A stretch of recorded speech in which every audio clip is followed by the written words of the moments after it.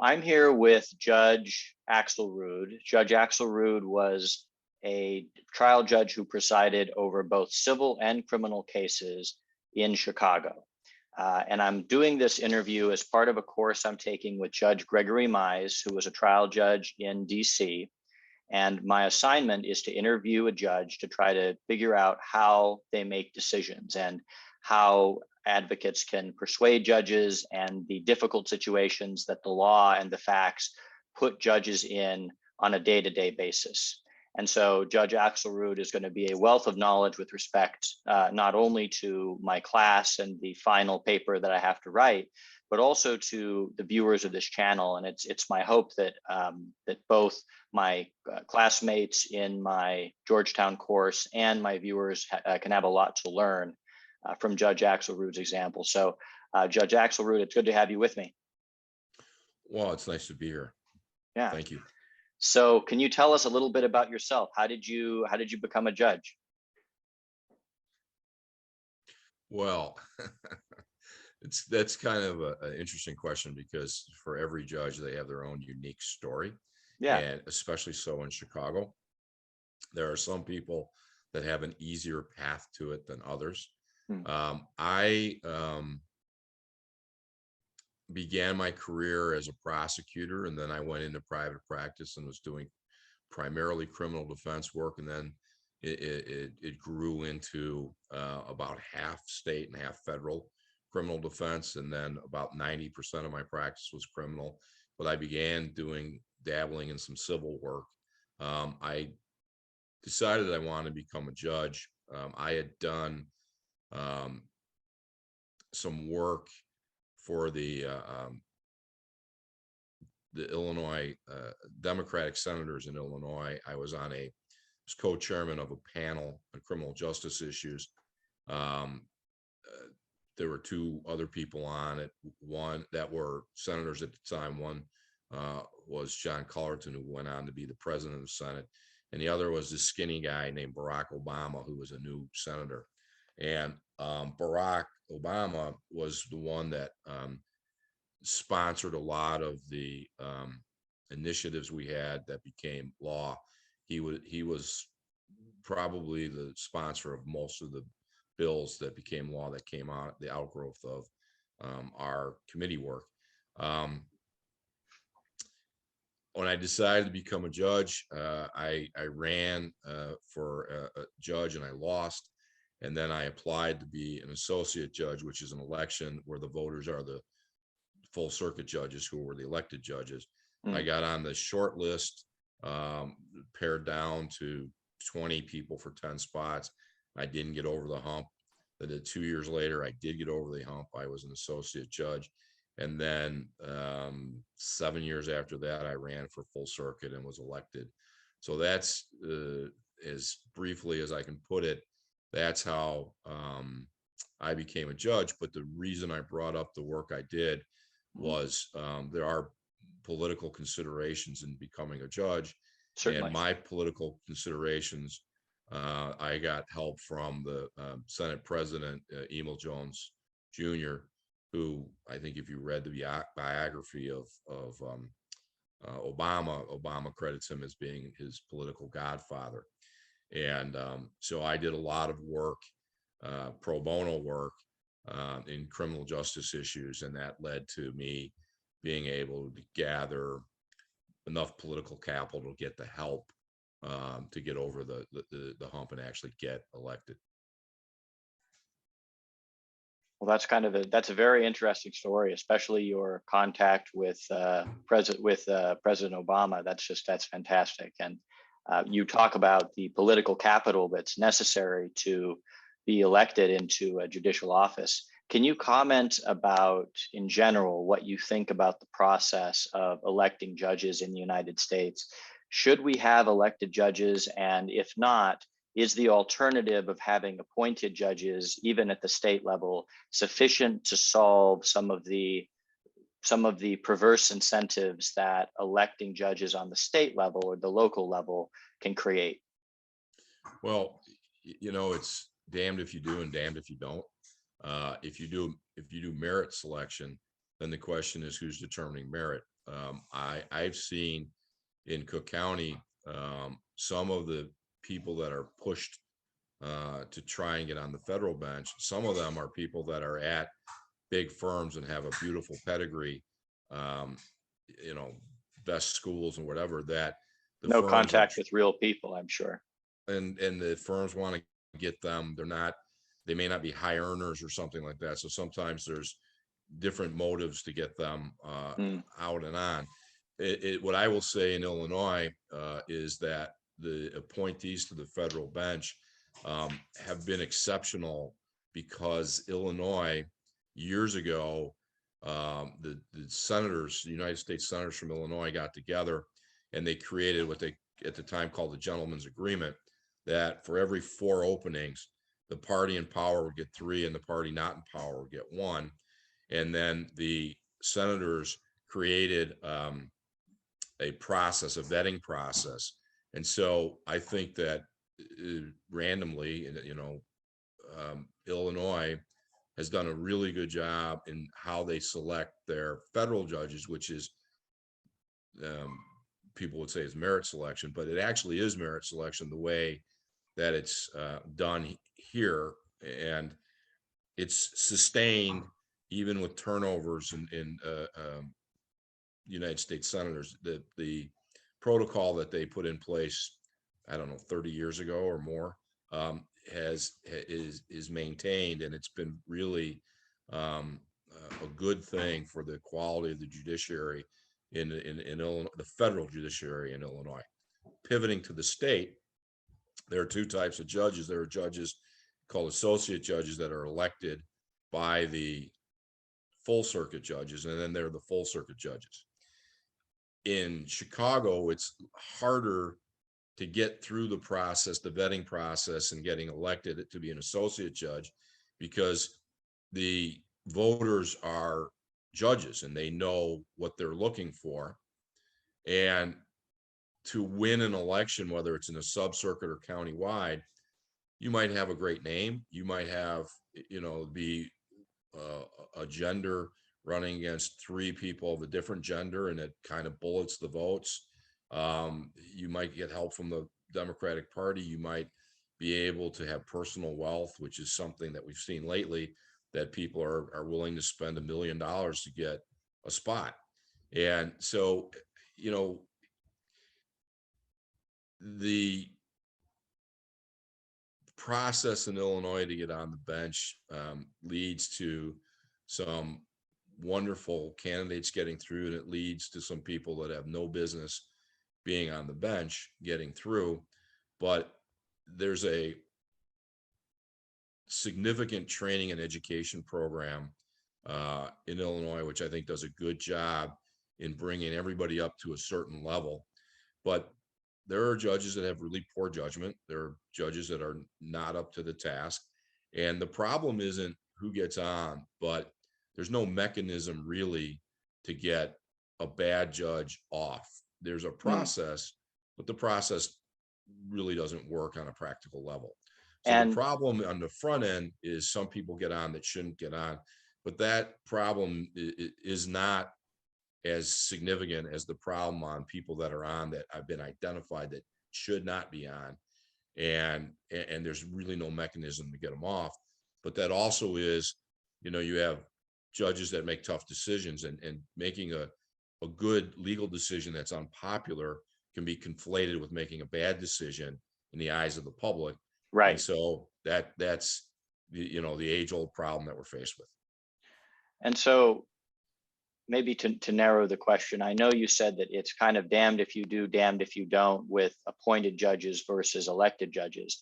But do you have an ultimate opinion, weighing the pros and cons of both sides and both systems, which one would ultimately be better, merit selected or those elected by the public? Because as you point out, there does seem to be kind of a perverse incentive for voters to lean toward judges who are tough on crime, and therefore may make decisions that overlook defendants' rights. Well, I think that in what I've seen in Illinois over the last 25 25, 30 years is that there are a number of bar associations that go through and vet these candidates. And I think that we've gone too far and have too many groups so that a really small group can have an oversized voice in it. But I think if you pare it down to the 6, 8, 10 most established bar groups, and they do the vetting process, and they base their opinions based on you know, a clearly enunciated protocol.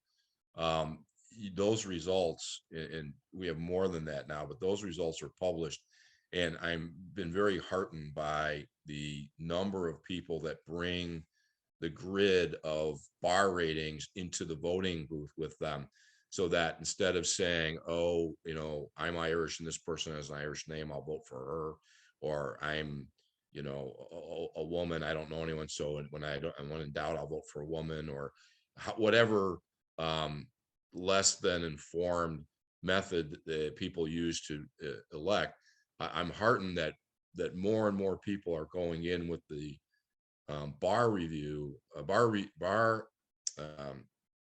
group reviews and ratings, and they go in and they say, well, this person has the highest rating, I'm going to vote for this person. And so the person's name is less influential than their actual review from peers. But are those bar ratings really any less political when it comes down to it, do you think? Well, I think that it's gotten to a point where some of these bar groups have agendas, and if the person is, you know, a member of that defined ethnic group, then they get a higher rating. But I think the Illinois State Bar Association, Chicago Bar Association, the Chicago Council of Lawyers, those are like the big three, and I think that those three, and then some of the other ones that have stayed consistent and fair, those ratings have a lot of efficacy. And I think that certainly the big three deserve to be considered because they've earned and have a level of gravitas and fairness that should be more influential than it actually is now. But it is getting better. Okay. You mentioned that it's difficult to get bad judges off the bench. And I know there can be severe ramifications for an attorney who, like, there's a chilling effect, for instance, where a trial attorney who has to practice in front of a certain judge, but nonetheless feels that the judge has acted in an unethical or very improper way, that person's not going to report the judge to the state bar. Now, are there similar reputational or logistical or practical ramifications to a judge that reports a fellow judge to the state bar? Is there a similar chilling effect? Well, you know what? I think that over the last 5 or 6 years, judges have stepped up. There's been 3 or 4 instances where in the last instance, the most recent, there was a presiding judge who said, I guess I should say allegedly said, some inappropriate things, and one of the other judges, she wouldn't stand for it. He made some misogynist comments. She reported them, and he ended up retiring. And I think that there's been a sense of empowerment that either coincides with or maybe is encouraged by the Me Too movement, that colleagues are not going to stand for some of the conduct that 20 years ago, when they were young lawyers, they may have had to endure. And I think that it is evolving. Let me ask you this, Judge Axelrood. Do you think that there's the same push regarding defendants' rights? I know you said that judges have reported each other for misogynistic comments, perhaps even racist comments, but and beyond that, is there a push for judges to report each other and kind of self-police, if you will, regarding the maintenance of defendants' rights in the face of public pressure to try to help the prosecution convict unpopular defendants? Well, you know, Judge A is not going to be available to be in a courtroom to observe what Judge B does. So in that regard, that's not a consideration. If Judge B were to say something inappropriate, that's something different. But I think that with the scrutiny that is placed now, and cameras, and lawyers feeling that their job includes not just advocating for their client, but advocating for the process. I think that things are improving. And, you know, certainly it's nowhere near what it was when I began my career. I mean, lawyers have felt empowered and have stepped up reporting and challenging. And you know, recently there was an incident where a lawyer from Brooklyn who, she has a very high national profile, and because of Zoom, they overheard after she had left a comment made by the judge, and it was caught on camera. And I think I read about this. Yeah. and you know, I thought about it, and I thought, you know, if she was going to practice in front of me, I would have been excited. You know, and the comment I would have said is, she's got a great reputation. I'm really looking forward to seeing her work. And that's not what was said. What was said, that was caught, you know, from what I read, if it's true, it was improper and unfortunate. But the problem is that judge had 4 or 5 lawyers. I think all of them were women, and there was no pushback. And so if it wasn't caught on the Zoom, which put it out and people were able to see it, then that would have been a comment or comments that were unchallenged and unreported and unknown. And I that particular judge, I know him, and I think, you know, I like him, and I hope that there's something to this that I'm not privy to, that puts it in some kind of context that's less upsetting. But regardless of that, what's upsetting to me is that if it is as reported, these other lawyers didn't feel empowered to push back. Right. And so I think we still have a long way to go if that's the case. We've been talking a lot about some of the institutional and kind of systemic problems with the judiciary. And in that respect, I wanted to ask you a few other questions. Are there any policies or procedures or trainings that you think would help judges, especially elected judges, deal with, have a better respect for defendants' rights, and especially in cases where the defendant is unpopular, and also a greater respect for the role that mental illness and race and social factors play into the commission of crime?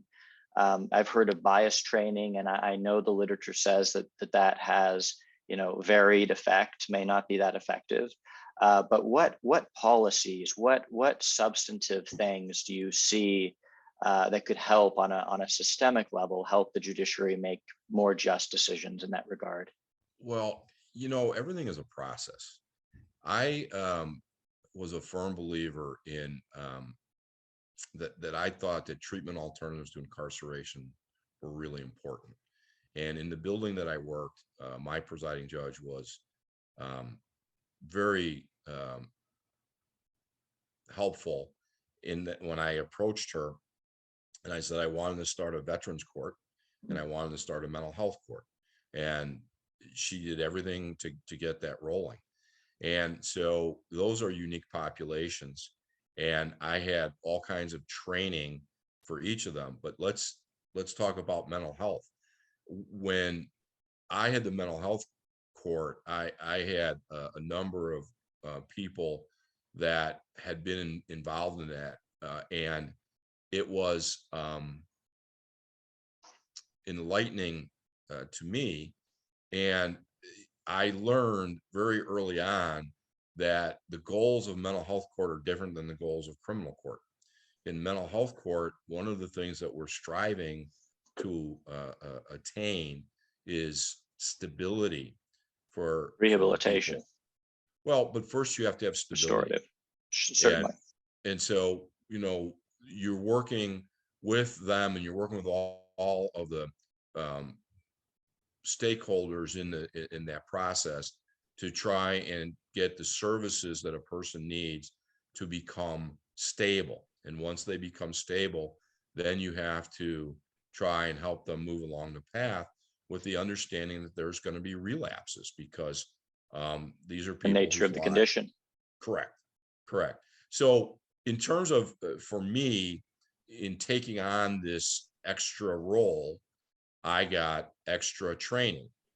And in veterans court in the United States, as far as I know, was started by a judge in Buffalo, New York, who saw a number of former military service members who were back in Buffalo and were, you know, failing to thrive and adjust and succeed. And he saw a need and he created it. And that was a program that spread. And so when I started my veterans court, there were all these different people who had blazed the path for me. And so I was able to get that training and the benefit of the experiences of all these other courts. And the mental health court, same thing. There were a lot of people. And so I had some very strong mentors who wanted to have me succeed running a veterans court and a mental health court. And we did. It took off and it went well. And so all those alternative courts are significant. All of those alternative courts are significant because they add varied approaches. You know, people lost the narrative when they said, let's defund the police, because really what we want to do is we want to have varied responses to different situations. You don't, if there's an active shooter at a music festival, it's not the same thing as someone who is bipolar and is having an episode and you can't respond to it. If the only tool you have is a hammer, every problem is a nail. But I think that when it comes to police, my son went to school at the University of Oregon in Eugene. And when I was out there, I met a judge who was doing the veterans court there, and we talked. And they have a program where they have an ambulance that's full of mental health professionals that 24 hours a day is available. And so when a police officer is confronted with someone who is in the midst of an episode, a mental health episode, it's not a police officer with handcuffs and a gun and a billy club and who knows mace. What else? Yeah. The police come and they are there and they're in the background for the mental health professionals to be the one interfacing and trying to not only diffuse the situation, but to get that person help. And that to me is what was lost when the term defund police, it then became political, and it became a problem because the real goal was to create better outcomes for interactions with police and citizens. And so I look at that Eugene, Oregon program, and I think this is exactly what we need. And, and God bless the police that run, excuse me, and chase a man with a gun. God love them, and God protect them. But it's kind of hard to think that police are are capable of doing everything. And there are circumstances where we need something other than force. We need a different approach. And so I think that the question that you asked me was, what do we do? What we do is we continue to evolve, and we continue to get better, and we continue to try to find alternatives in how we respond to circumstances, and alternatives to what we do to someone who gets caught up in the criminal justice system. Let And me, that goes into bail reform too. sure, certainly. I mean, people that are violent, that are a danger to the community should be, we should be protected from them, and people that are nonviolent may not need to be incarcerated. Certainly. There are alternatives. It has to be thoughtful. There's not one size fits Evidence-based. all. Yeah. Yeah.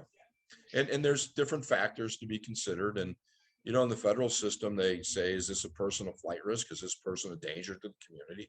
And those are the predicate questions initially. And so I think that what you're seeing evolution, and there are a lot of people that have different thoughts, and it's not going to be a clean transition. It's going to take time, and there's going to be mistakes, and trial and error is what, people are not comfortable with trial and error. But things have to evolve, and that's what we're seeing now.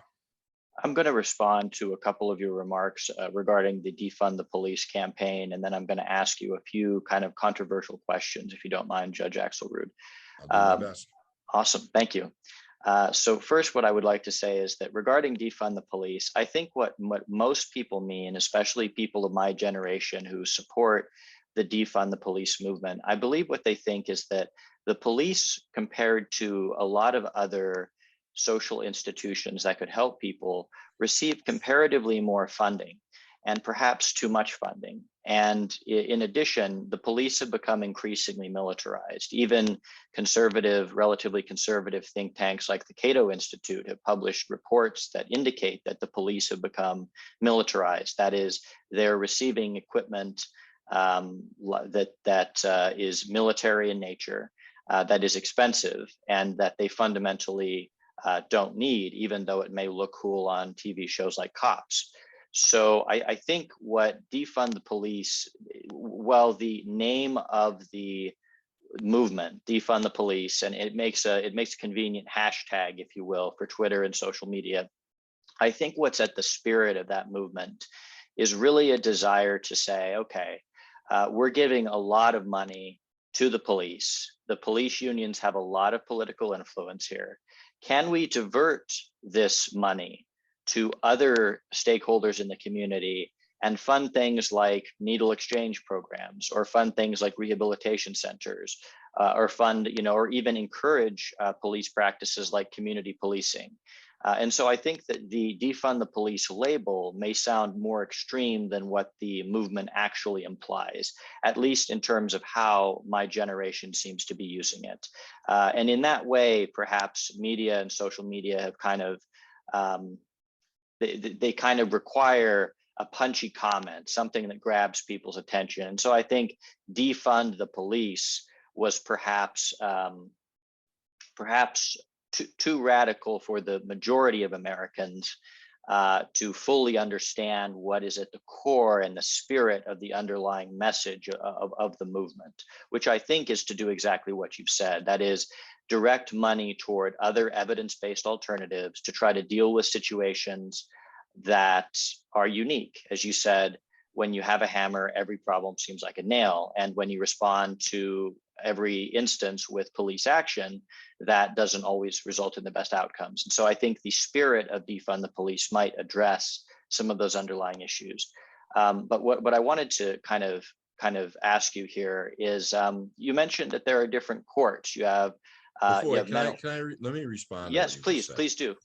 Yeah. I agree 100% with what the entirety of what you said. My point was, by the label defunding the police was counterproductive. Certainly. Because it does frighten some people. It frightens people. Yeah. It frightens people.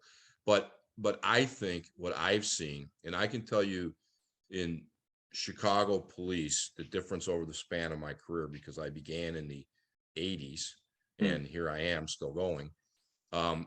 The evolution of the police department in Chicago is remarkable. If you took someone who's, because in the 80s, I was dealing with police officers that were, you know, that got on the police force in the 50s and 60s. But isn't that kind And of a low bar? well, it was a very limited a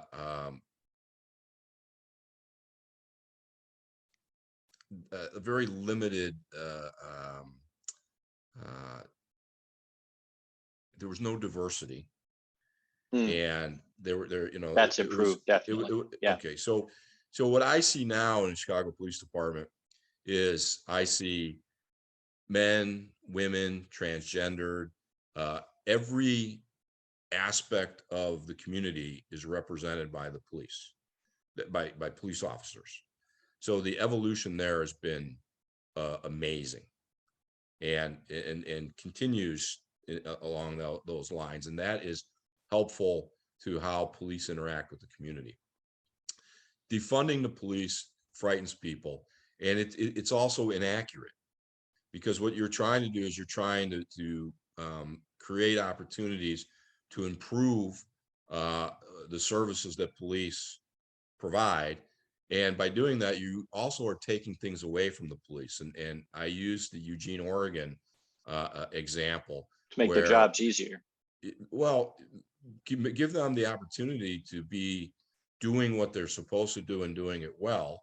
And at the same time, for situations where we can't really expect a police officer to be able to effectively deal with some bipolar person who is off their meds and is in crisis, it's not realistic. But by labeling it defund the police, you lose people that if you talk to them, and the soliloquy that you had about it, if you had that with them, they would be with you. But when it's reduced to a hashtag, you lose them.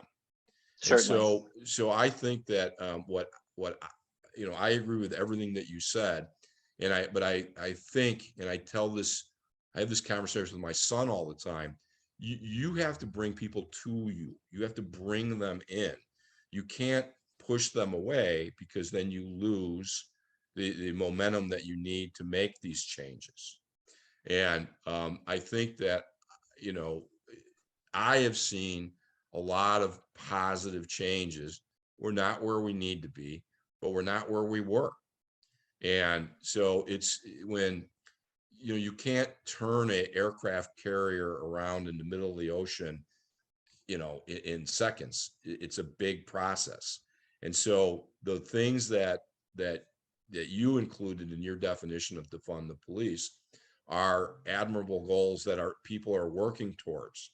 And I don't know how you come up with a hashtag that's all encompassing, that brings the people, the thoughtful people that agree with the elements that you describe into fold to be a part of that. But I think that the goals that I think are important are that the communities need to be safe. The people's constitutional rights have to be not just protected, but embraced. And that keeping the community safe also includes dealing with people that have profound mental health issues. And that's one of the things that some of the most egregious examples of police shootings have emanated from someone that's in the midst of a mental health crisis. And so those are all things that, you know, when you bring all that up, in as you did, I agree with everything you said, but, you know, the context is really important.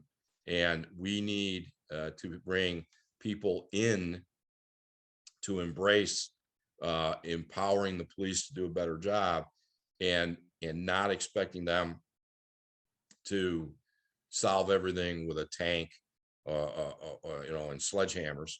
And I think that I keep harping on what I saw in Eugene, I think there are programs that are starting, and there's a community in near where I live that now has someone on call that is available to, one of these volatile situations. They now bring this mental health Expert. professional Yeah.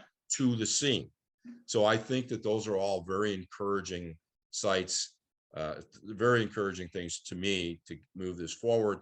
The proliferation of alternative courts, veterans court, drug court, mental health court. We have women's court for women that are in prostitution, trying to get them out of that world. All of these different alternative courts, that have been embraced in Cook County, those are all great, very positive steps. And so I think that, there's a lot of agreement on what we need to do and where we need to go. And some of the people that would join us on that march are left behind because of a hashtag. Yes, and I think that's right. And I think that some of the media had pointed that out. I think Bill Maher has made a similar point that maybe perhaps we're, even though he is more of a comedian than some kind of a news person, but or a thought leader, but he has made a similar point that perhaps we're alienating people with a hashtag. And I think that there is a lot of truth to that. And both of us have spoken to that. I did want to ask you a kind of a controversial question and kind of get your thoughts on this. So now you mentioned that there are things like Veterans Court, and we know that veterans deal with a very particular set of problems. They deal with chronic pain, they deal with PTSD, formerly called shell shock. They deal with other mental illnesses that arise due to their experience with trauma. They deal with homelessness. So veterans, the term veteran can be a category that requires a separate kind of judicial attention and perhaps a separate framework to view their behavior. Similarly, courts that focus on mental health or substance abuse, that's a different kind of social category that requires its own framework to address and its own attention. Now, my radical proposition here is that I think that there are perhaps other categories that we can think of which also may require their own courts. In our country, it's no secret that our original sin is slavery and racism, without a doubt. It's absolutely egregious. So the problem the likes of which we have not, we will hopefully never contend with again. But it has manifested in what Michelle Alexander has called the new Jim Crow, which is to say that anything that you could do to a Black man during the Jim Crow era, or a Black woman for that matter, you can do to them now, so long as you label them a felon. You can restrict their employment opportunities. You can take away, their right to vote. You can do all these things to someone just because they're labeled a felon. Now, I think that there is substantial literature that suggests, and I'm sorry, this is so long-winded, but there is a question coming. Substantial literature that suggests that race, in particular, I'm thinking of African Americans, correlates with poverty due to things like racism, due to things like a lack of public funds being invested in the communities in which African Americans live. Due essentially to factors beyond the control of these individuals. Similarly so would be several Latino communities as well. And I'm thinking, you used I want to make an analogy here. You talked about the idea that substance abuse courts, that mental health courts need to recognize that there's going to be periods where someone's going to relapse, because that's part of the process. That's part of the disease, the underlying problem. Well, in my mind, if someone, let's say a Black male is convicted, isn't that Black male's inability to get a job after being convicted, and therefore having to turn back to a life of crime, a form of relapse caused by the same social circumstances that might affect someone with a mental illness in a similar way? So my ultimate question to you: should there be separate courts that understand that certain marginalized groups have to contend with issues that, let's say, a white man dressed like me walking down the street doesn't? Well, first of all, I'll answer that, but first let me remind you that in Cook County, there's Veterans Court, there's Mental Health Court, there's Drug Court, there's Women's Court, there's some kind of like retail theft court. There are a number of different Certainly. specialized courts, and that what that does is it means there's specialized training. You know, I had the entire 4.5, 5 years that I had the Veterans Court, I fought with the prosecutor's office because I wanted guns and DUIs, and I would argue with them that what we see with veterans is that if they're suffering from PTSD, if they can't reintegrate into civilian society, very often they're self-medicating, they're drinking, and they have to have a gun with them because they've always had a gun with them. Yes. And that's part of the process. Yes. So to not give me DUIs and gun cases, I thought was ludicrous. Yes. But that was a policy decision on their part, and I disagreed. And a foolish one. But I took what I can get to help as many people as I could, rather than saying, if I don't get everything I want, I'm not going to do this. So I took that which I could, and it's a process. I don't know if they're doing them now or not, but it's a process. So anytime you can identify a group, and because veterans, that's a group, mental health, that's a group, drug offenders, that's a group, prostitutes, that's a group. Young black men. Any group that you can identify, if you can give extra training, which leads to extra sensitivity and a better understanding of the processes that they're going through, it weaponizes you to provide better services and give them a better chance of succeeding in the process. And so whatever identifiable group that you have, if you can provide better services and by breaking it into a subgroup, then it absolutely is worth having that discussion. Okay. That's excellent. Excellent. Let's see. I wanted to discuss with you, do you have, this is a tamer question, if you will. Do you have an underlying philosophy? And this maybe is quite a broad question.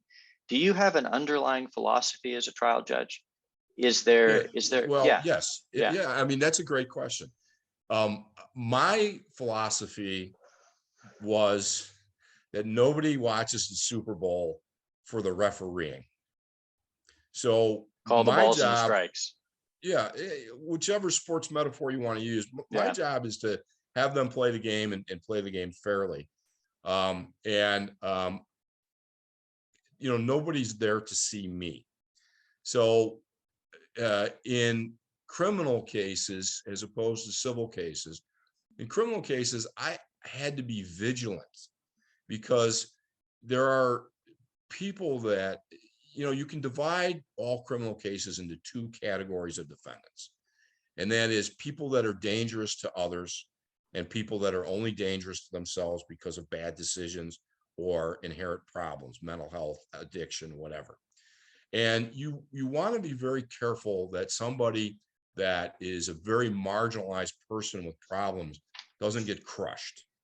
And so you have to be very careful and vigilant and work very hard to try and make sure that those that are of the least are not like on a conveyor belt, that they railroaded. Yeah. Well, not necessarily railroaded, but not crushed.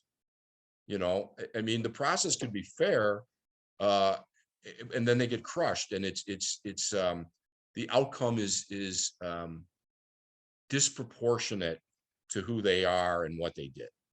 So railroading him is somebody who is gets wrongfully convicted, but that's the bigger problem is the scores of people that go through the process and may get crushed because nobody is looking out for them, and they don't get any special attention, and they don't have, and you know, and maybe the public defender doesn't recognize that this is a special needs person, or they look and they see that, if you see somebody, the old saying is, well, this guy's in jail over stealing a can of tuna. Well, no, that's not why they're in jail. They're in jail probably because they have 150 prior arrests for retail theft, and they can be considered as somebody that's got 35 prior convictions, but that's really not the sum of their being. There's a reason that the guy is stealing a can of tuna, and that's because he needs to eat, and he's not functioning, and he doesn't have a place to live. He doesn't have any support. He has no money. He can't, and so when you look at that, I was always more concerned about somebody getting crushed because they're just so disenfranchised and voiceless. And that's something that I was always really aware of. And so, when you say trial judge is doing trials, but a criminal court judge is doing more than just trials. There's, so many cases are pleas, and you have to kind of be aware, and you have to look over things, and you have to do your best to try and make sure that there's some measure of justice in what's done. Have you ever, and I use this term, this is just a term that's thrown around a lot, blow up a plea? Have you ever blown up, you've heard it, I take it. Have you ever blown up a plea because it was unfair to the defendant? Well, I would say it a different way. I have not accepted plea agreements in circumstances that I thought there was some injustice or inequity. Blowing it up. Sure, I understand. I'm just being facetious. Yeah. Yeah. But yes, and that dovetails to the point I was making. Mm-hmm. Is, you have to be alert. You have to be vigilant. I was always, again, someone who's dangerous and hurts other people is viewed differently from someone who's just is a mess. Right. And if you have somebody that can't take care of themselves, you have to treat them differently. When I did Veterans Court, I had a young man who was a heroin addict, and he came from a good family, who was an intact family, from a wealthy area, and didn't fit any of the cliches about a drug addict, but he'd been in the military and became a heroin addict. And he came into my courtroom and he was high. And I said to him, I want you to remember this. This is strike one. You're going to get 3 strikes, and then things are going to change. And the second time he came in, he was high again. And I said to him, what did I tell you last time? And he goes, what? And I said, I told you strike 1, and today is strike 2. And he came in a third time and he was high. And I said, your drug tests have come back, and now this is strike 3. This is your third one. Your bond, there's a violation of your probation, and your bond is revoked, and you're going into custody. I'm putting you into a drug program in the jail. Heroin's a very difficult drug to beat. So he came back in 30 days and he said, just send me to prison. And he wanted me to send him to prison because he'd get out and he'd go back to using. And I said, I'm not prepared to take your plea today. I'm not going to accept it. And he came back in 60 days and he was in the program. And after 30 days, he said, just send me to prison. After 60 days, his attitude was changing a little bit. After 90 days, he said to me, Judge, I'm in the right place right now. And he was doing well in this training. So I kept him there about 170, 180 days. And I told his mother on day 1, you have the means to bond him out, and you can at any time. but he can't get sober on the outside, and you can't control him. And if you love him, you're going to have to give him over and let me run this show. And she was crying and crying and crying.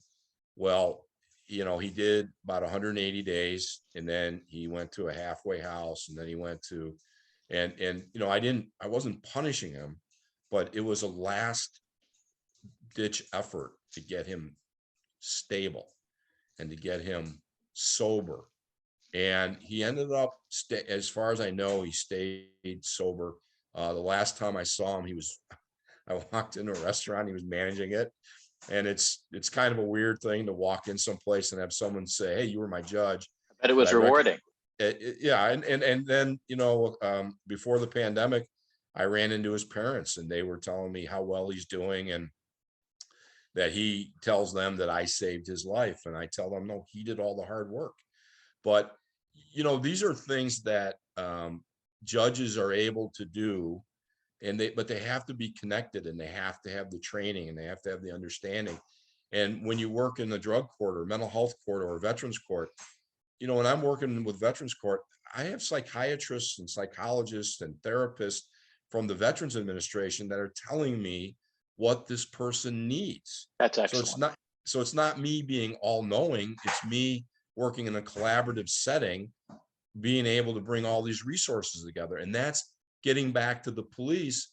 The police need more resources. They don't need more tanks. They need more resources. And that's not a slam on the police.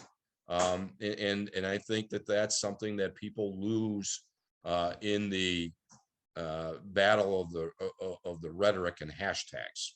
Yes, I certainly think so. And you already touched on this, I think, in your prior answers. But one of the things we've covered in class, we've read a number of articles from several judge journals, journals that that are essentially law reviews, but they write for judges. And I think I want to say it's called the Judge's Journal. I'm not sure if you're familiar with the publication, but we read a lot about emotional intelligence and how that plays into proper decision making in a court of law by the judge. Can you speak to the importance of emotional intelligence, and also how maybe judges who are just starting out might learn to sharpen their skills in emotional intelligence? Well, I mean, I don't know specifically how you define emotional intelligence, but Empathy, maybe. Empathy. Yeah. I think that one of the problems that we have is that some people become judges too easily. Mm. And so if you've been in those circumstances and you've seen that, I have a friend that has done more murder juries than anybody around. And he said that every time he does a murder trial, there are 2 families that are destroyed. And, overwhelmingly people get convicted of murder, and they go away and their family's devastated because their son, their brother, their husband, their father is gone. And on the other side of the courtroom, the decedent's family knows that their loved one is not coming back. And so he's done, he's been a judge for decades and does an enormous amount of murder trials. And he says you have to understand that there's no winners. All these lives are destroyed by this. And so experience is really helpful, but you can't teach empathy.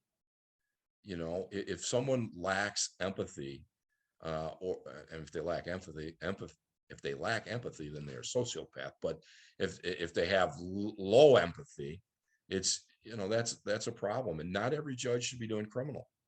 But you need empathy in divorce. You need empathy in family law, in probate, and all.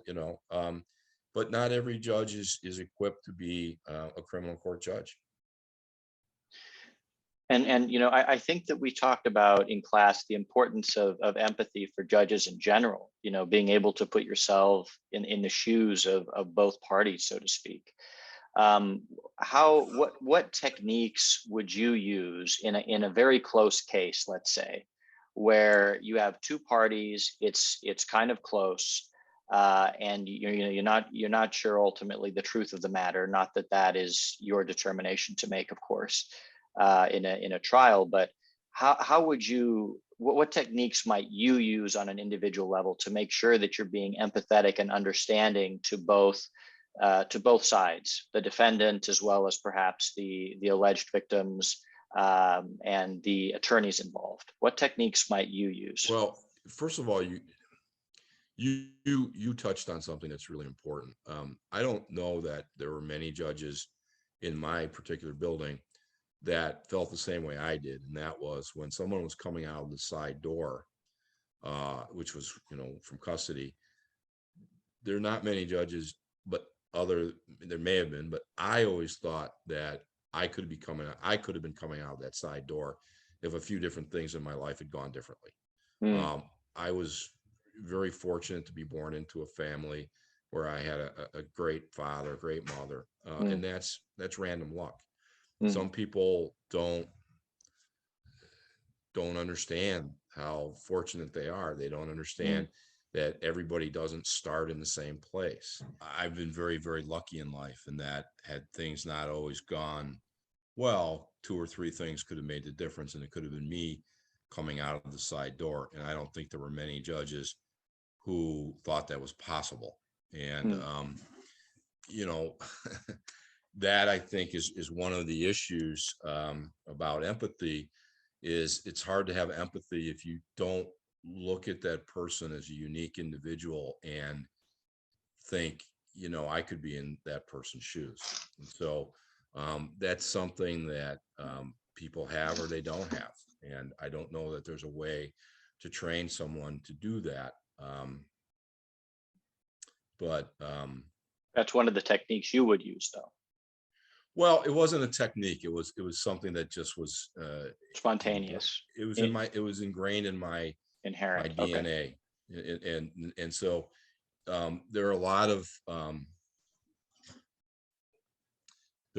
judges that get it, and there are some that don't. And should the ones that don't, should they be judges? Well, maybe they're better suited to be judges. Corporate law, maybe. Well, maybe they're better suited to be in an area of practice as a judge that's not criminal, or one of the areas that I think requires someone to have empathy and compassion and understanding and patience. Those are important traits, but not everybody has them. Right, certainly. So in your mind, the empathetic judge is kind of born or created by social circumstances rather than made. I think that you can teach people to have some more self-awareness, and understand different experiences. But if they don't have the ember or the spark, it's going to be hard to really ignite that. But there's a lot of people that have that innate trait, and through training and experience, it blossoms a bit more. There's some people that never get it. Well, thank you for your comments. I mean, emotional intelligence, like I said, was one of the biggest things we covered in class, and so I'm glad that you could give me your comments on it. And what you said about self-awareness really segues nicely into my next question, which has to deal with unconscious bias. The academic literature shows that we've all got it, and they've got, like, Harvard has an unconscious bias test of limited effectiveness. It has some criticism attached to it, academic criticism. But the idea is that a lot of that everybody has unconscious bias towards some kind of social group or towards some kinds of people. And like you said, self-awareness is important. How do we make judges self-aware of something like unconscious bias? Because it is unconscious. Do you believe trainings are effective? Is that where we start through education? Seminars, simulations? What would you say? I think that that's an emerging area, and I know that we go through it's called EdCon. We go through an education conference where we're there for 4 or 5 days, and we go through all different types of training, and some of it is geared toward understanding emerging trends in your particular area of law, and then some of it is implicit bias and other types of training. And I think that we're trying to get better, and by trying to get better, that's a good step. But it's when you talk about implicit bias, by the nature of the definition is you're not aware of it. Right. And so now they're training us to try and become more aware of that implicit bias. And I think that we need to embrace the evolution of the law, so that one of my mentors, African-American man, said to me that the problem with the scales of justice, the problem with justice is that Lady Justice sometimes picks up the blindfold and peeks. Yeah. And that's it's an interesting perspective, and it is a very colorful way of pointing out something that we all understand. Now, through my training and education and experience, I was aware of bias in policing and in charging decisions and things like that. So I would look for things that were inconsistent. I'll give you an example. They started night narcotics court to move all these narcotics cases, and there were 8 courts that started at 4 o'clock in the afternoon. And I one day I went from room to room to room to room, and I didn't see a single white defendant. And we know from analysis that there isn't, you correct me if I'm wrong, but there's really no difference in the percentage of use of drugs between white, black, and Hispanic, other groups. It's pretty consistent. And so you have, Cook County, and you had 8 courtrooms with, I don't know, 50 defendants in each room or whatever. So you have 400 defendants that night, and there were no white people. And, it was enforcement. So they'd pull into a neighborhood, and, they're doing open air drug markets or dealing on the streets. It's picking the lowest hanging fruit. But the kids that were getting arrested for drugs in K-Town, the west side, had tiny little, rocks. They had single rocks, so they'd have 20 packets, and it was less than 2 grams. And then the commodities trader is leaving the Board of Trade on Friday afternoon with an 8-ball in his pocket. Nobody's stopping him. Yeah. Nobody's going through his pockets. No one's putting him on the ground. Yeah. So you're aware of that, and so you're sensitive to that. But that's not implicit. Implicit bias is what you're not aware of, in the things that you're not aware are impacting your thought process. And so I think that the training that's going on is helpful, and we're evolving in this process, and I just applaud it and hope that we continue to look. The goal is to be fair. That's it.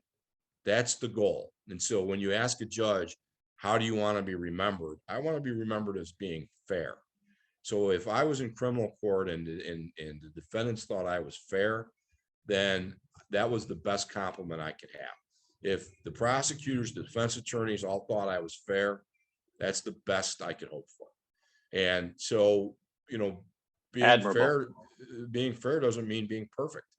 So, right. You want to strive for excellence, and you know, if you can be somewhere between excellent and perfect, then you've achieved something significant. That's excellent. A lot of the criminal defense lawyers that I've talked to are, relatively jaded, especially public defenders, and they really hope and pray for a judge that they can get in front of who will call the balls and the strikes and decide legal issues how they should be decided, whether that happens to be for their client or against their client, just hoping for a judge that's fair. So it's really admirable that you aspire to that, Judge Axelrood. My next question is also maybe a little controversial. I've asked a lot of controversial questions, but this one involves tensions between the law and what's right. And I know that what's right is subjective, but I also think that there are some universal components that maybe you and I and other people share when we say that's right, or that's morally right, or that's morally wrong. I think there are some universal components. And I think that there are times when the law can conflict with those moral universals. Has there been a time, and I also know that there are techniques that judges can use, judges at the trial level, to kind of not go against the law, but kind of push the envelope where they know that they can decide in favor of what's morally right without committing reversible error, so that the result will stand. And there's one judge in Judge Mize's book who confessed that he felt that he pushed the envelope quite far in what he did to kind of protect, and achieve what he felt was a just and right outcome, despite what the law may be. Have you ever pushed the envelope a little bit in favor of what may be morally right and just, and kind of use the wiggle room that the law provides to achieve a just or moral result? I mean, that's a difficult question because it's on different levels. I've never ruled in a way that I wanted to rule that wasn't based on the evidence. So, if there was a guy that had a case and he had no car and he walked, and one of the police officers said, I saw this guy at 5 o'clock in the morning walking in Rogers Park coming to this, and it turned out that he was walking some ungodly, 8-10 mile walk to get to court every time, and to be there on time and all that. And that was a guy that, you said, man, I hope his case works out well for him. But if the evidence was there, then, the evidence would be there. I couldn't, as much as I liked the commitment he showed to doing, and fortunately his case ended up being, everything was fine for him, and the case kind of fell apart for the state. But the character he showed in his efforts to get there and to be there and to be diligent, and that was, he still stands out in my mind. But if the evidence were there, was there, I can't not follow the evidence because I think this person is very deserving. But there are other things you can do for people. There was a young man who had a full academic scholarship to a historically Black college. He was from my town, and he was friends from childhood with a guy that was a very notorious drug dealer. And he came home and he ended up getting arrested for 3 felony cases. So what happened was, and this was based on the evidence, I granted a motion which suppressed the evidence in the case, so he wins that case. And then the second case, it was a not guilty. And the third case, they had him dead to rights. And so there was a bench trial. I found him guilty, and I took him into custody. And I said to his mother, after he was taken off the floor, I said to his mother, I'm going to get your son back to college for his last year, but he can't hang out with his friends. I'm going to hold on to him. And she was like, okay. I convicted him of a lesser count, which was what the law required. I wasn't giving him anything. Right. But then when this time for sentencing came, I sentenced him to a particular type of probation, which was expungable. And one of the predicates for it was that he had to have an addiction, and he had to have treatment for the addiction. And I said, I'm finding that you have an addiction, and I'm sentencing you to this expungable probation. And he started to say, I don't have an addiction. And his lawyer put his hand on his mouth and said, shut up, don't say anything. And this was a kid that had a internship one summer at Napster, which at the time was a big deal. Whoa. Yeah. And that's impressive. And he was at, he was African-American. He was at a historically Black college, Wow.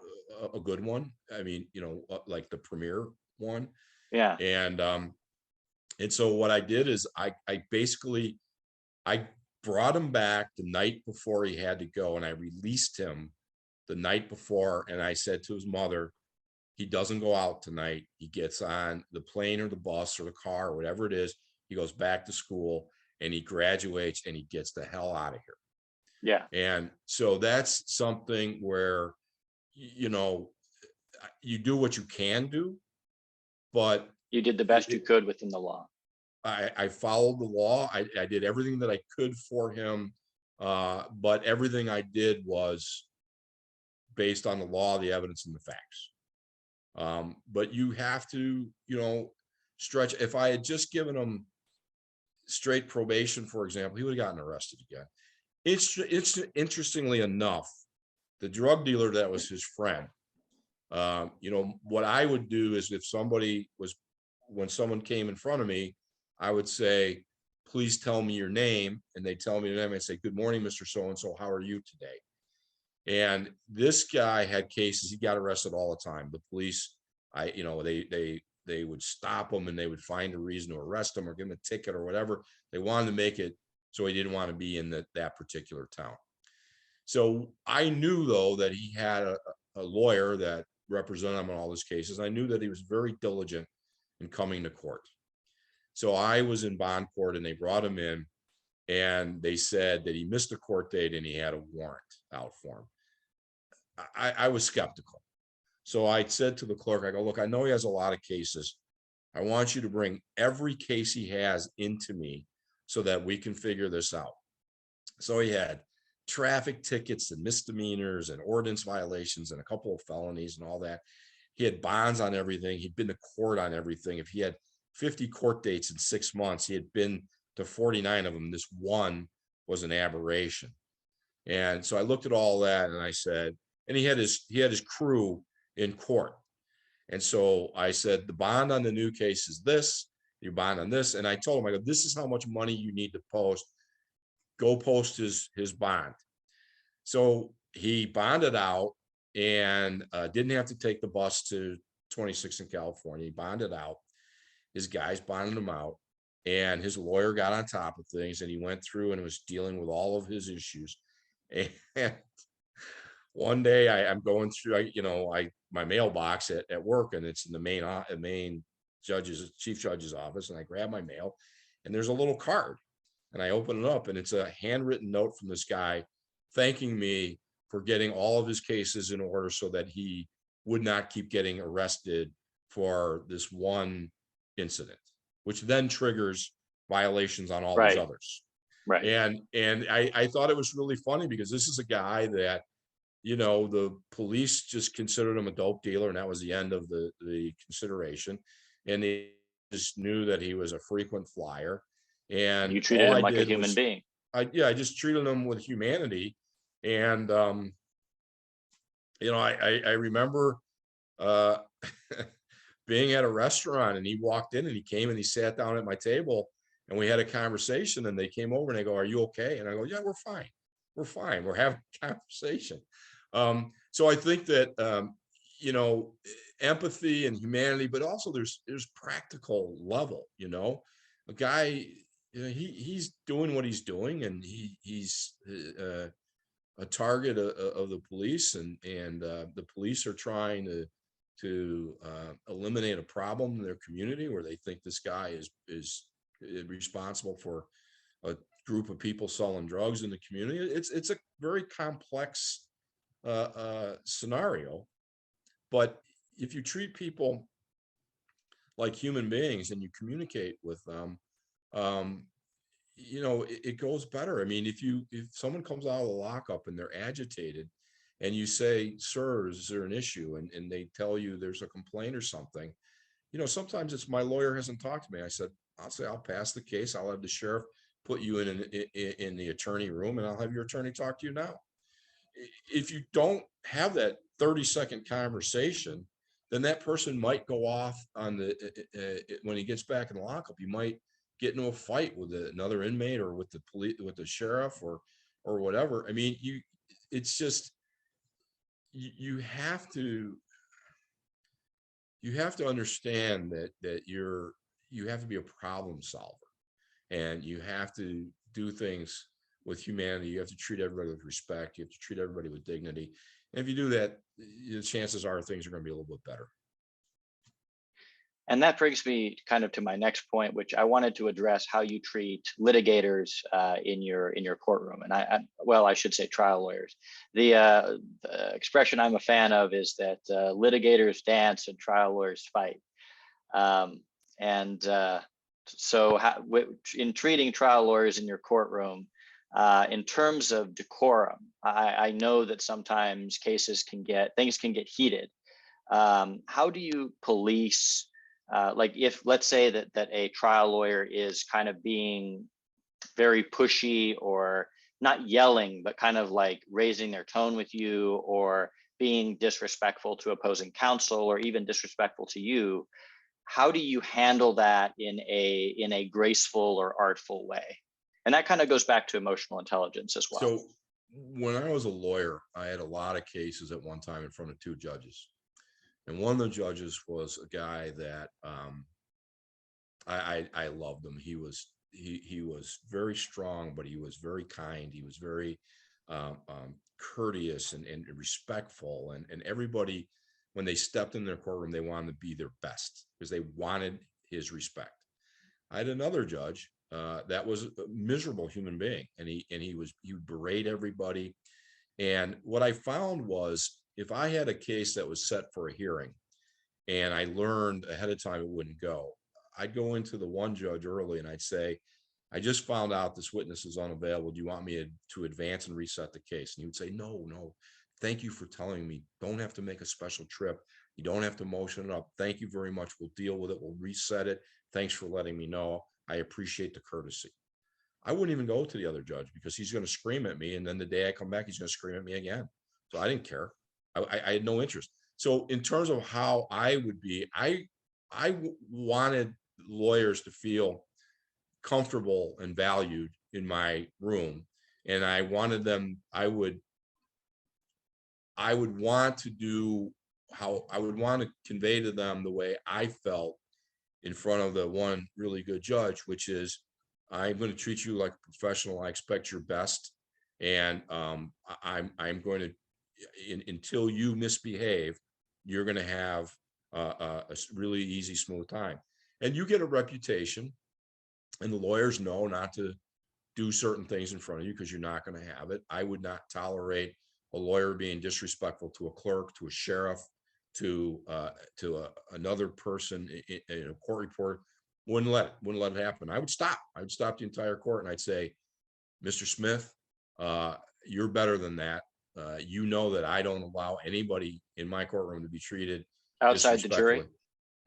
Well, if you're in a jury, the first time you stop and you send the jury back and say, "At this moment, we're gonna take a break," and you tell them or her, "Next time it's going to be in front of the jury." And I gave you an opportunity. Do you think that rule, like one warning and then like you do it in front of the jury, do you think that's fair for like due process purposes? Well, things don't happen there's steps. Right. You know, they'll misstep a little bit, and if they get Right. away with it, then they'll misstep more. So the first time they misstep, you send the jury out.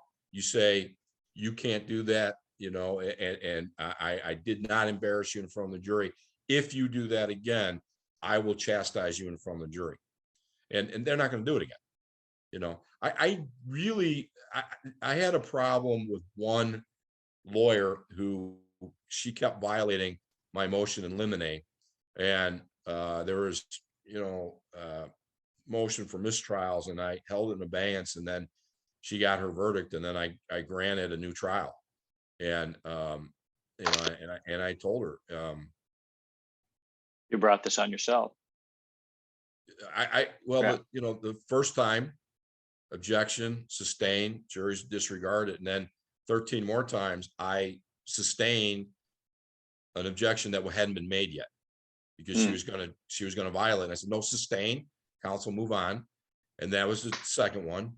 And third one, sustain, counsel, you do not violate my order. And then the next one was sustain, counsel, you are violating my order. You're trying to get something in front of the jury that I have told you is inadmissible. Your conduct is not going to be tolerated. You know, jury's hearing that, you know, so you have to deal with it. But by and large, you set the tone, the judge sets the tone, and the lawyers, they follow what the judges, how the judge runs their courtroom is followed. The lawyers adapt to the judge. Okay, that makes sense. They get kind of a feel for the judge. With that regard, do you, I'll give you a demonstration right now. So some lawyers have a different style. I mean, and I can think of one Chicago lawyer that we've already kind of discussed, and I'll ask you about him again, with kind of a different flair for how he appears in the courtroom. And I'll just show you, I'm from Wyoming. I wear a belt buckle. I have like a paisley tie, and I've got my my cowboy boots on. And you know, that's just kind of the way, that's just kind of my style. And you know, I wear it to class. I wear cowboy boots around, and I'm going to wear a nicer pair, granted, but you know, a nice pair to court. Do you think attorneys should be able to kind of put their personality in how they appear before the court, as long as it's professional, as long Yes. as they're showing respect? Yes. For a while, I was doing the motion call, which is, I'd have 200 lawyers a day in my room, and it was, I loved it.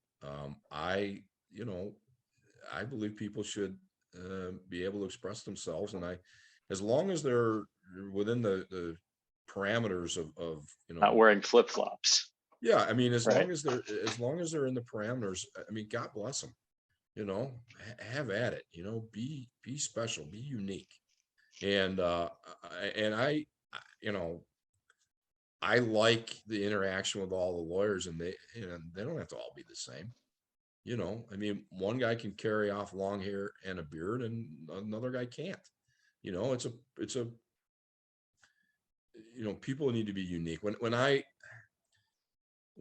was a young prosecutor in 1986, I got called into the power wing, and three of the top people in the office, men, were screaming at me. They were in my face. They were yelling at me. They were calling me all kinds of things that would get them fired now. And I could not figure out why they were doing this. And then they finally said to me, you wear a white shirt, a red tie, and a blue suit. And I had worn a blue button down Oxford shirt in 1986, and that was a problem. In Wow. 2005, I became a judge. And in 2005, you start in traffic court. And I was in a busy traffic courtroom with the, you know, DUIs and whatnot. And there were two state's attorneys. One was a woman who was 7 months pregnant, not married, and carrying the child of a married police officer who was going through a divorce. Her partner was a young Hispanic guy who was very openly gay, something that was impossible in the 80s. And then the public defender bent down to pick up her files, and when her shirt gap, she had a tattoo on her back. And I just kind of looked and thought to myself, in 1986, they screamed at me for wearing a blue button-down shirt. And now here we are. Everything is, and so that's part of the evolution that I've seen in Chicago police and, Chicago police officers. Every element of Chicago, of the community, is represented now. And lawyers, same thing. And, I embrace that. I enjoy that. I am very happy about the evolution that I've seen over the past 40 years, 35, 6, or whatever it is. I'm very happy to see that. And I hope and I expect that it will continue. And I hope that as it does, some of these problems get diluted because of the different mindsets that are coming into the system. And that brings me to like the advocacy style of some attorneys. I think in maybe even to judges, but I think that attorneys may speak one way to a judge and a different way to a jury, which makes sense because you're dealing with two people from different walks of life. And some have a particularly like folksy style, or they're very theatrical in front of the jury. And sure, I mean, and I'm not talking about being theatrical in a way that's improper, but I've heard, and this happened in Texas, and I know in Texas, in Texas in the 70s, pretty much anything would go. But I've heard of a lawyer being allowed to cross-examine an empty witness chair because the state had not called this very important witness in a case. And he did it, like, I think during closing argument for effect, for instance. And in another case, I've heard of, a prosecutor asking for all the lights in the courtroom to be turned off. And this was in the evening, so that they could see what this woman who was a victim of sexual assault could see how dark it was when this was happening and how terrified she must have been when this was occurring. And I've heard of another prosecutor named a great trial lawyer named Rusty Hardin, who slammed an axe into a phone book. And he didn't tell the bailiff before he did this, so the bailiff freaked out, but I think the judge was aware of it.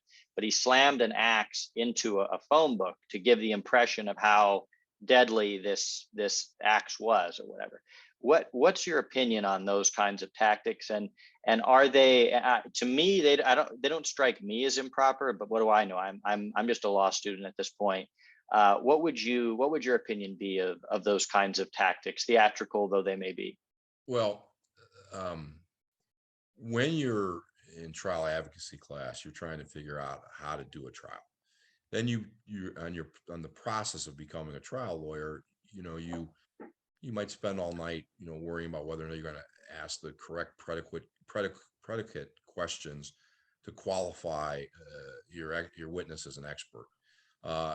Over time, it evolves to all those things. The fundamentals are ingrained in your head, and your style begins to emerge. So there was the John Wayne Gacy case in Chicago. Was he murdered kids and he Right. buried him in a crawl space. Clown suit. So Yeah. the prosecutor on that case had the entrance to the crawl space cut out, and he had it in court, and he had photographs of life photographs on the bulletin board of all 30 some odd kids, and he pull them down. He'd say, John Jones, Peter Smith, William Jones, and he'd pull them all out. And at the end, he walked up and he said, and you know what Gacy did? And he threw the pictures through the entrance to the crawl space. And that was the big climactic moment. Do you think that was more prejudicial than? Well, afterwards, the jury, they were talking to the jury afterwards, and he thought that was the greatest thing ever. And the jury said they thought that was cheap theatrics. So the jury picked it up. So I think that if you're gonna, you should try the case, and that your personality and your style should come out Authentic. And it needs to be authentic, and understand that some things you do might resonate, some things you do might turn them off. And so the idea that the theatrics is, it's, if it works, it's good. And if it doesn't work, it's Risky. not. Yeah. And so, everybody has their own style. And when I'm retired, so I'm doing arbitrations. That's the closest thing to trials. And arbitrations are not like jury trials, because I'm the one making the decisions, or I'm one of three, if it's a tri-panel arb, that are making the decisions. And the tri-panel, they're all lawyers and experienced lawyers. So, it's not as intense. They're not worrying. We're not going to consider anything other than relevant, competent evidence. So they're not really all that worried, and they're not as hypersensitive to, oh my God, he can't hear that, or they can't hear that, or whatever. But the theatrics is dangerous, because if it doesn't work, you may, like in the Gacy case, they had all this evidence, but what if he alienated the jury, and they started taking a different look because they, I mean, thought it was all bluster. Yeah. Yeah, but I mean, that the evidence in that was crazy. The guy's got bodies buried in his basement, and he lives alone. It's kind of, it's a good start for a prosecution. But I think that lawyers, trial lawyers, they over time get to their style, and even then, over time, it continues to evolve. I have a few more questions for you, and then we can close out the interview here. I know you're a busy man. So I wanted to talk with you about the empathy that you might have for, or sympathy for, public defenders who are just super overtaxed and just like really ground down. And I joke, and this is totally a joke, but I always joke that, like, if you look at a public defender, you can tell a public defender by their teeth, because they're all ground down, like they're the stress, and they've got TMJ, and but it's a joke, of course.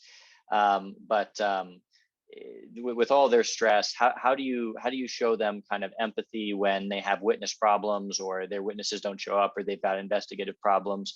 And then I wanted, in the context of talking about public defenders, I wanted you to give your comments about Biden's Supreme Court nominee, who is facing a lot of criticism from the Republicans. McConnell, Tom Cotton, Hawley, all criticized her for defending, rapists and child molesters and all these, people who have a right to a defense in the Senate hearing. Well, they're not criticizing her for her work. They're criticizing her because she's the Democratic nominee. Correct. It's Yeah. just that simple. Yeah. And these are things that they're thinking might resonate, but she's incredibly well credentialed, and I expect that she'll get through, whether it's, whether she has 50 votes or 54 votes or 51 or whatever. I expect that she'll get through. Public defenders, the public defenders knew that I valued them, and they knew that I treated them respectfully, and they were all very comfortable being in front of me.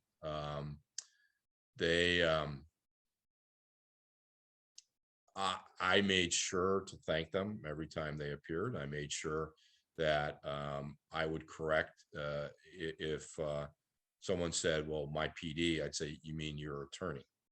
And, little things to make sure that they knew that they were appreciated and valued. And, if you have a public defender that's in the murder task force, there's probably very few lawyers that you could hire that would be better than Galhotra. Yeah, I mean, Yeah. So there are very few lawyers that would be better. And, Bob, you mentioned Bob. Bob loved to come to, I think he loved to come to my courtroom, and just because the way they were treated with respect and dignity and gratitude, and they'd walk in, and the secret is that every lawyer brings joy for a judge. Every lawyer brings joy to a courtroom. Some when they enter, and some when they exit. And the lawyers know when they come in and they're given a warm welcome and they're treated well, they're getting everything they possibly can want. And they know there are some judges that don't value them, and there are some judges that are dismissive of them and think that they're slowing down the process or whatever the case may be. And so there are certain judges they like to work in front of, and certain judges that they dread. That makes sense. That makes sense.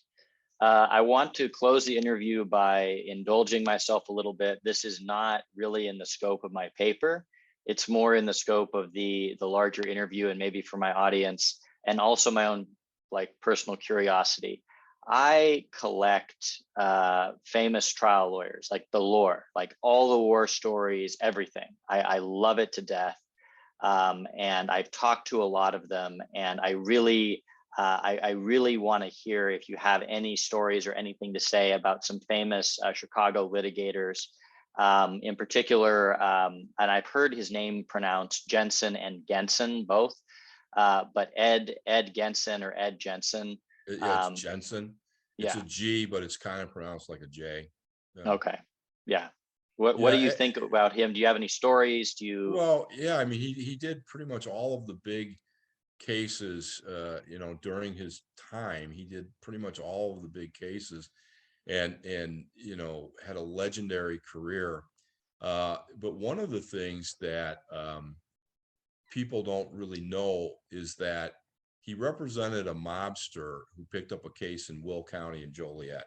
Yeah. And at the time, Joliet was, certainly compared to Chicago, outside of Joliet, it got rural very quickly. And Ed Genson was driving down this road to get to the expressway, and his client was driving down the same road, and some other mobsters pulled up alongside of his client's car, and they fired a number of shotguns and other shots, and they murdered this guy and his wife. Wow. Big murder. And it turned out during the family secrets trial that at one point Genson and his client were together, and they were going to kill his client, and they said, we can't take out Eddie, we need him, or something to that effect. And whether we need him. Yeah, whether it's true or not, that was a story that emerged. And wow.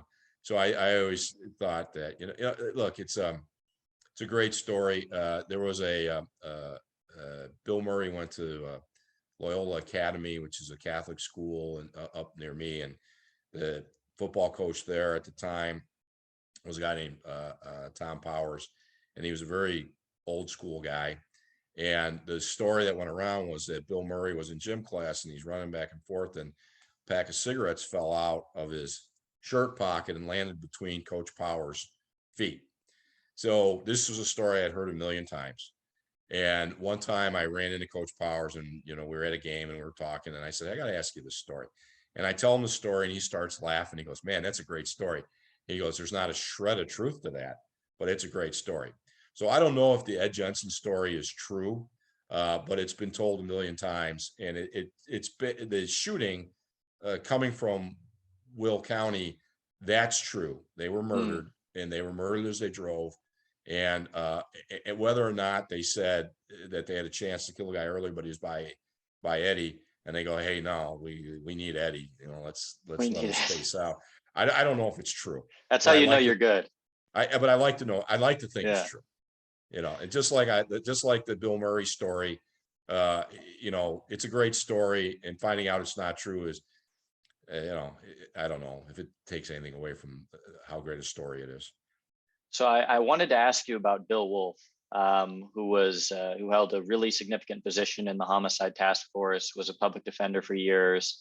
And I will confess he's my current employer, but I wanted to ask you about him and what you know about him, any war stories or any reputational.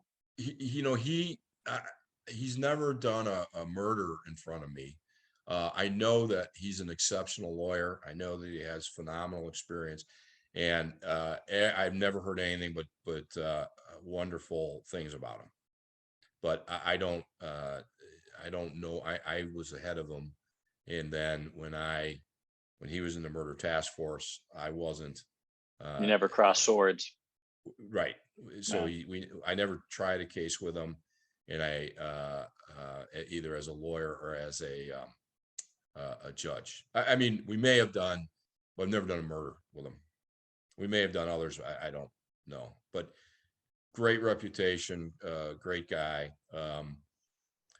Pretty sure we're Facebook friends. I think you might be. I think you might be. But yeah, Um, you're going to have a great experience with him. well, thank you. I'm really looking forward to it. Breen. Tom Breen. Yes. Tom Breen, when he left the prosecutor's office, he was appointed special prosecutor to do the Pontiac prison riot. And he told me something to the effect of, he had more not guilties in that one case than he probably will have in the rest of his career. Great lawyer, wonderful, wonderful person. Just one of the true giants in criminal defense in Chicago. Do you know anything about his partner, Todd Pugh? Todd's a great guy, good lawyer. Yeah, Todd is rock solid. Rock solid. Okay, cool. Yeah, I'm curious if you have, if any stories come to mind, please let me know. Okay. Steve Komie. He's a character. He's a character. Yeah, He's a I character. gathered that. Yeah. He does a lot of he was at a time doing a lot of the clergy abuse cases. Mm. And Steve is Irish to the core. Yeah, he's a character, and I can see him wearing his green pants on St. Patrick's Day, and a true gentleman, a very, very experienced, gifted lawyer. And the last one would be like Bob Galhotra. Well, unfortunately, in spite of the fact that I voted for him and only voted for him once, he was up for to be on the pension board for his union. Bob is absolutely an institution in and of himself. Yes, great guy, great lawyer, and as tough as they come. That's excellent. I really appreciate, first of all, your comments on all of my questions, and second, the war stories you've told about these, very well-regarded Chicago attorneys. Thank you so much. This will help me in writing my paper for Judge Mize's course. In addition, it's going to educate the viewers of my channel.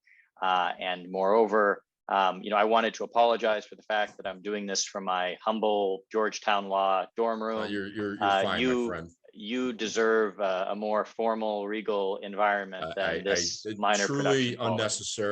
Truly unnecessary. The content's more important than the venue. Okay? Certainly. Well, thank you so much, Judge Axelrood. I really appreciate it. All right, my friend. Be well, and when you get to Chicago, make sure you look me up. Absolutely. We'll have a drink or something. All right. Be well.